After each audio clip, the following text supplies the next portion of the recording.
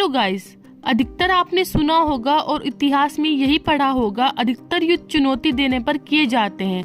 जब कोई राजा किसी दूसरे राज्य पर अपना प्रभुत्व या उसके क्षेत्रफल को या उसकी संपत्ति को कब्जा करने के लिए युद्ध करता है, और अधिकतर युद्ध आमने सामने और समतल मैदानी स्थानों पर हुआ करते थे।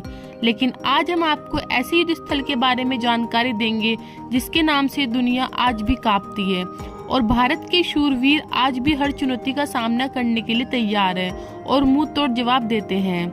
चलिए जानते हैं। हेलो गाइस, मैं आप सभी का अपने यूट्यूब चैनल पर स्वागत करती हूँ।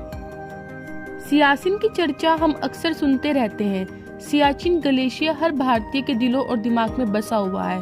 यह ऐसा इलाका है जहां से न सिर्फ भारत की भावनाएं जुड़ी हुई हैं, बल्कि यह हमारे स्वाभिमान का प्रतीक भी है। इसी सियाचिन ग्लेशियर पर भारत ने पाकिस्तान से युद्ध लड़ा। यहाँ की विश्वासघाती जलवायु अमानवीय परिस्थितियों से इसे विश्व के सबसे कठिन जगहों में से एक बनाती है। सियाचिन को दुनिया भर में सबसे ज्यादा ऊंचाई पर बने युद्ध स्थल के तौर पर जाना जाता है। हालांकि भारत पाक नियंत्रण रेखा पर स्थित इस क्षेत्र का प्राकृतिक इतिहास भी है। सामरिक रूप से यह भारत और पाकिस्तान के लिए बेहद ही महत्वपूर्ण है। सियाचिन समुद्र तल से करीब 5,753 मीटर की ऊंचाई पर स्थित है। कश्मीर के इस क्षेत्र पर भारत और पाकिस्तान के बीच विवाद भी है। दोनों देशों की सेनाएं यहाँ तैनात रहती है। सियाचिन को भारत का सबसे बड़ा जबकि दुनिया का दूसरा सबसे बड़ा ग्लेशियर कहा जाता है। सियाचिन की चर्चा वैसे तो भारत पाक युद्ध की वजह से ही होती है, लेकिन आपको यह बात भी जाननी चाहिए कि इसका नाम कहाँ से आया। सियाचिन नाम तिब्बती भाषा बाल्टी से निकला है। इसमें सिया का मतलब गुलाब जबकि चिन का अर्थ है बिखरा हुआ। इसे बर्फीले रेगिस्तान की तरह ही देखा जाता है जहाँ जीवन जीना अब भी बेहद कठिन है। यहाँ चारों तरफ बर्फ ही बर्फ है। भारत और पाकिस्तान के कई सैनिक अब तक यहाँ बर्फ में दबकर अपनी जान भी गंवा चुके हैं। इसलिए इस बेहद ही हम ग्लेशियर को मौत की घाटी भी कहा जाता है। सियाचिन की एक तरफ पाकिस्तान की सीमा है, दूसरी तरफ चीन की सीमा है। भारत को इन दोनों देशों पर नजर रखने के लिए क्षेत्र में अपनी सेना को तैनात रखना बेहद जरूरी रहता है।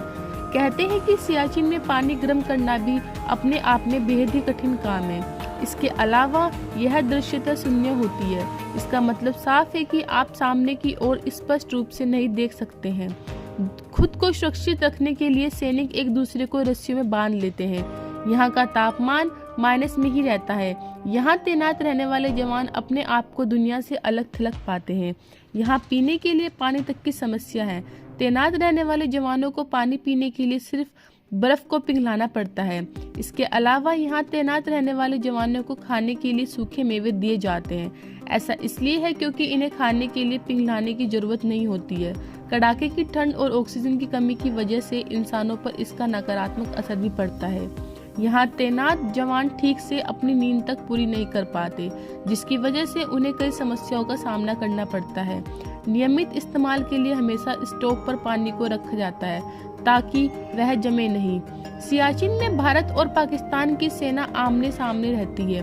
कुल मिलाकर देखें तो यह क्षेत्र भारत और पाकिस्तान दोनों के लिए ही मूंछ का सवाल है।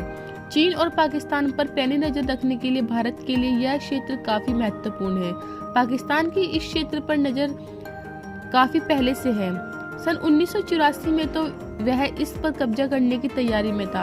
हालांकि भारतीय सेना ने ऑपरेशन मेघदूत लॉन्च किया और 13 अप्रैल 1984 को सियाचिन ग्लेशियर को अपने कब्जे में कर लिया। पहले इस क्षेत्र में पर्वतारोही काफी आते थे, लेकिन अब सेना के अलावा यहाँ किसी दूसरे के आने की इजाजत नहीं है। भारत और पाकिस्तान के बीच सन 1999 में कारगिल की लड़ाई के बाद सियाचिन पर भी इसका असर पड़ा।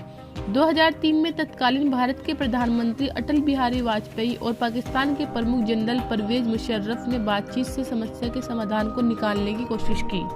2003 में ही भारत और पाकिस्तान के बीच युद्ध विराम संधि हो गई। उस समय से इस क्षेत्र में फायरिंग की घटनाएं बंद हो गई है। सन 1984 से पहले भारत ने इस क्षेत्र को रेगिस्तान मानते हुए छोड़ दिया था।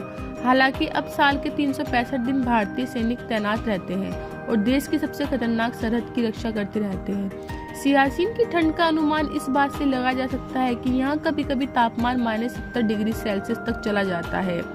यहाँ जीवन जीने के लिए मशक्कत करनी पड़ती है। भारत और पाकिस्तान के बीच आपसी लड़ाई से जितने सैनिक के नहीं मारे गए हैं, उससे ज़्यादा ऑक्सीजन की कमी और हिमस्खलन की वजह से मारे गए हैं। एक अनुमान में दावा किया जाता है कि भारत और पाकिस्तान के अब तक 2500 से ज़्यादा सैनिक को यहाँ अपनी जान गंवानी पड़ी है।